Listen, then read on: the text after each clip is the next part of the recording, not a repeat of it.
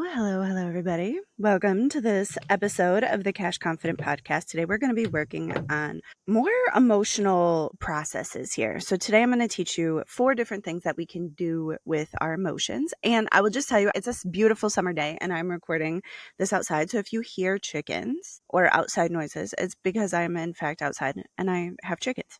All right. So, let's talk about these things.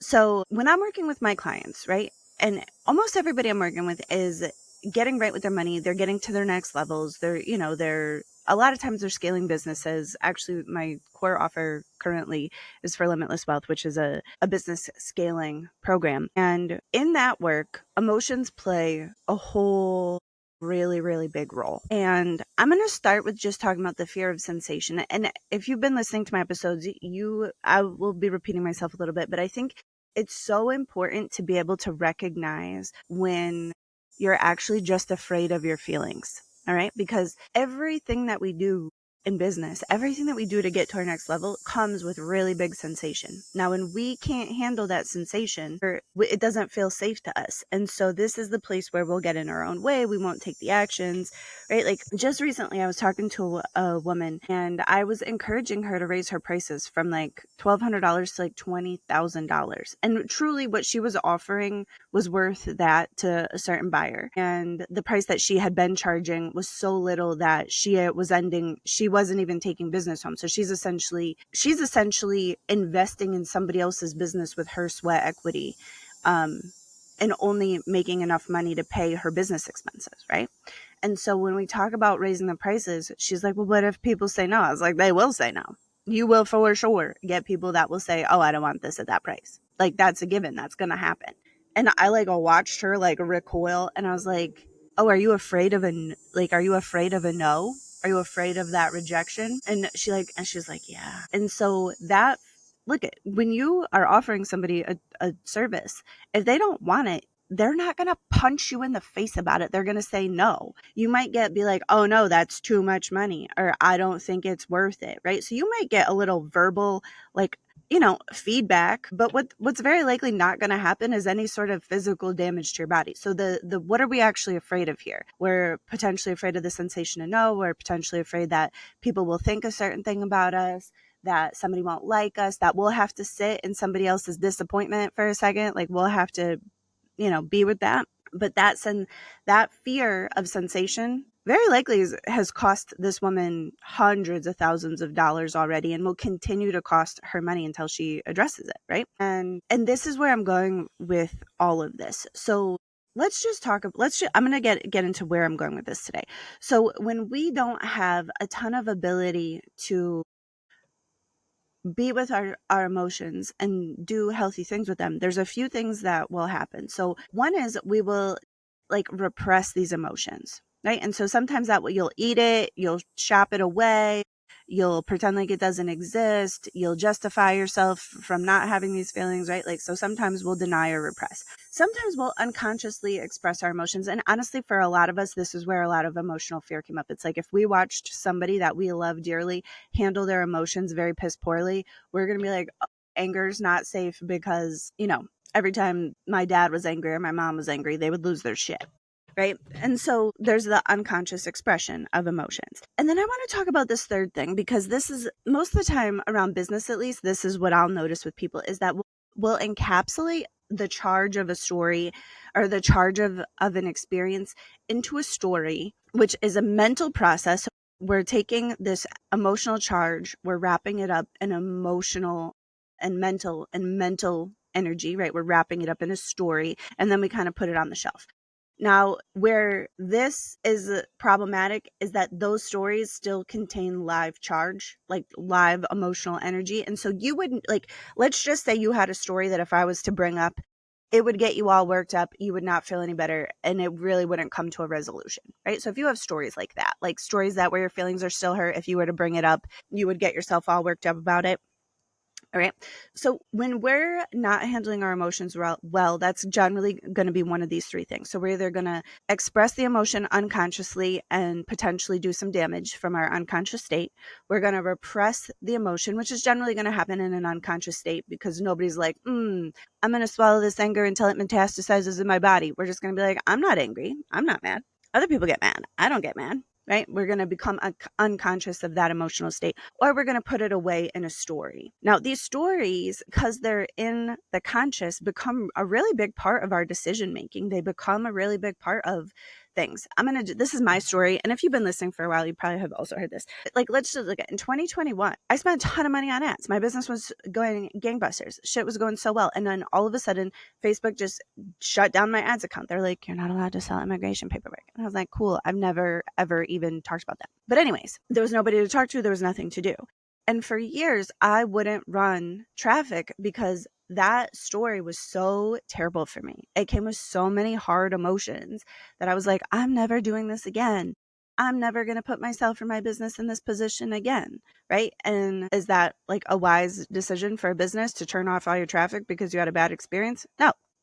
Right. But the story was still there and still so alive that I was trying to protect myself from something, but in protecting myself from the thing, I was actually hurting myself. All right.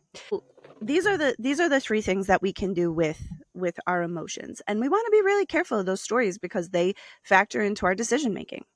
In your businesses, you're coming up with, like, you have stories. And I just want to point this out because a lot of times when we have these stories, like, most of us got into business when we didn't know anything. And so you'll have stories of failure. Be like, I tried this before and it didn't work, or I did that before and it didn't pan out, or I hired this kind of person and it didn't, I felt bad about it when it was done, essentially. And I just want to point out, because when we have these stories, it's like sometimes we forget that we're not the same person. The world's not the same. The time isn't the same. The internet's not the same.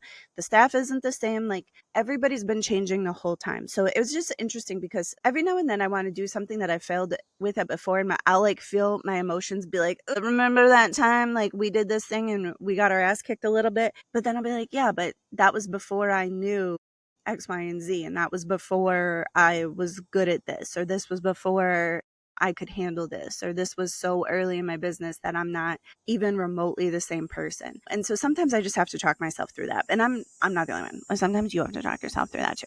All right. So let's talk about, so what are some things that we can do with our emotions as we find them, right?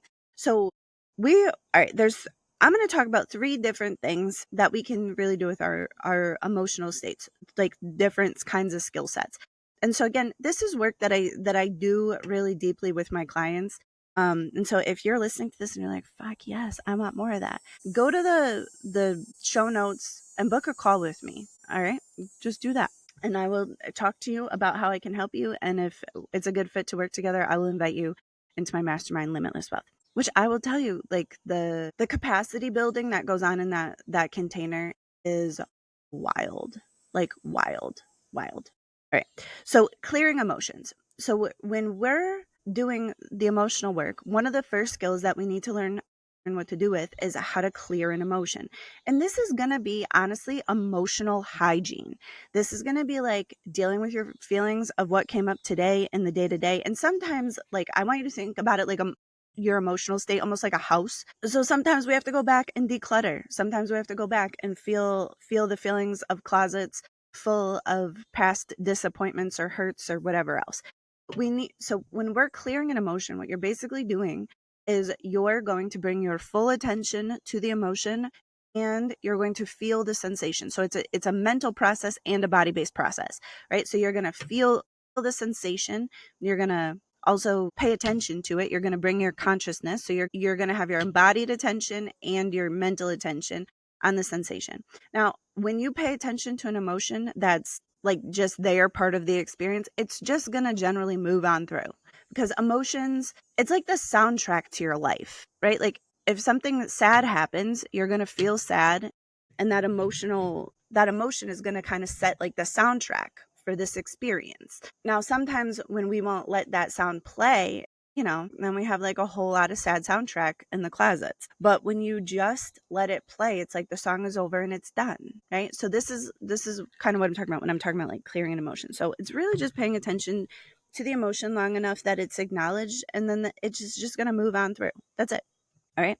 Now, sometimes we're going to harness an emotion because the energy that is in certain situations is often the exact ingredients that we need to get to our next level, right? And I'm going to use scarcity as an example for this, because this is one of the most awesome skill sets that if you're in business, you want to know how to harness your scarcity, because you are going to feel scarcity in your business. You are going to feel that like, ooh, I'm not going to have enough money, or there's not enough time, or you're going to feel that shortage from time to time. Like, it's just going to come up. And I just want to say that's not because there's anything wrong with you. It's just because that's just the nature of business, is sometimes sometimes the limit of our resources is like where the fun, juicy game to play with life is, right? So when you think about that, so harnessing scarcity.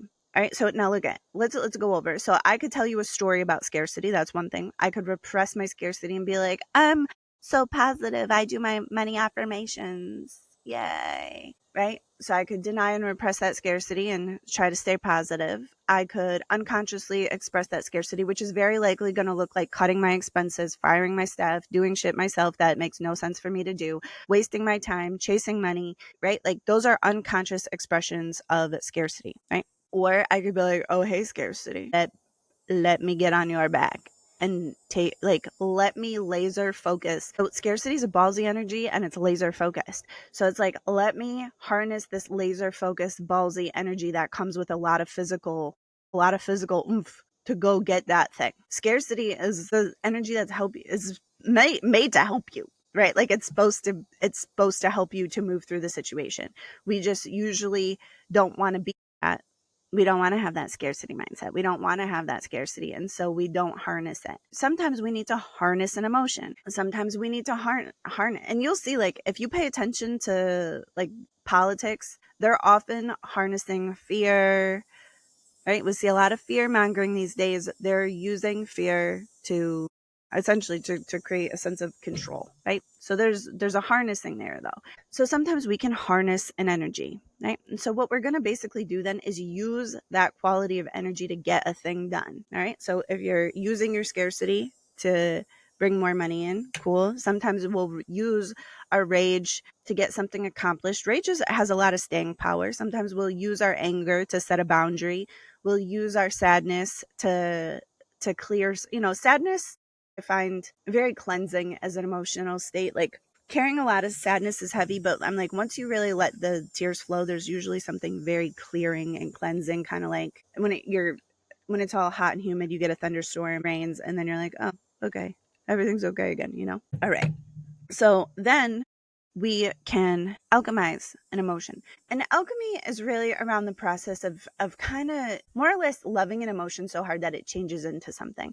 And so this can be on an emotional level, but this can also be something that we do with just energy patterns or whatever else. So alchemy is often very similar to the clearing process, where you're going to bring in your loving approval. You're going to bring in the body-based attention. And sometimes you'll just find that when you pay enough attention to these energies, they just kind of change. They just shift. So let's say you're really sad and you're paying enough attention to it, and then all of a sudden you realize that like something that was sad just also kind of shifts into something bittersweet, right? Like, or let's say, you're paying enough attention to your rage and you're kind of noticing nuances of maybe powerlessness at first, and then it kind of comes into, oh, this is my power. There's power here for me, right? So sometimes when you do this, it depends on the energy. It depends on the emotion that we're working with. So sometimes emotions will just clear, and sometimes we have to alchemize them. And that sometimes too, you can do this with intention on what you want that energy more or less to be. In my next episode, I'm going to talk a little bit about survival mechanisms, and this will make a little bit more sense when you have that. But an alchemy process is really just, it's an energetic changing. It's a shifting. Sometimes you can alchemize a point of view. You can alchemize a story. Sometimes a shift in perspective will do that same trick. So these are the the things. All right. So when you're thinking about your emotional states, when we're unconscious, we're going to do three things. So we're either going to store the emotional charge. And this is generally going to be a conscious process. So if you're talking about something, but you're not feeling it, you're going to move that charge into a story.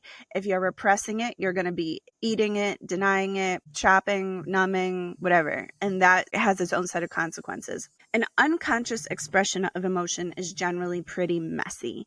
This is going to be you in all of your patterns. Like you'll be able, more often I find when clients are doing this, they'll get into a state, they'll act the way that they've always acted, and they'll be mad about it. Right? They'll be like, I don't want to be that way anymore. Some people are totally unconscious of it and they don't even know that they're in their patterns. But, so the unconscious expression that will very likely be like, why do I keep doing the same thing? Why does the same old bullshit keep happening to me? Right.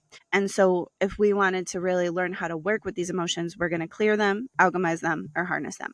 All right. So again, if you want to learn how to use this emotional skill set in your business, if you want this, there's invisible advantages to this level of emotional intelligence when it comes to your own decision making, when it comes to leadership, when it comes to reading a room, seeing what people are really up to, like understanding the intention behind things. Like an emotional skill set is wildly, wildly valuable. It's so interesting to me because I've been in the business game for a minute now, online and otherwise, and I've sat in a lot of rooms and I've done a lot of masterminding. And it's so interesting that people are just so obsessed with mindset and they're so obsessed with strategy when I'm like, emotional intelligence, the ability to move your emotions, I find to be so valuable. And it's just interesting. It's just interesting to me. So anyways, if you want to talk to me, if you want to work together, go ahead to the show notes. You can put a call on my calendar and we can talk about, how I could help you. All right. I love you so much, and I will talk to you next week. Bye, everybody.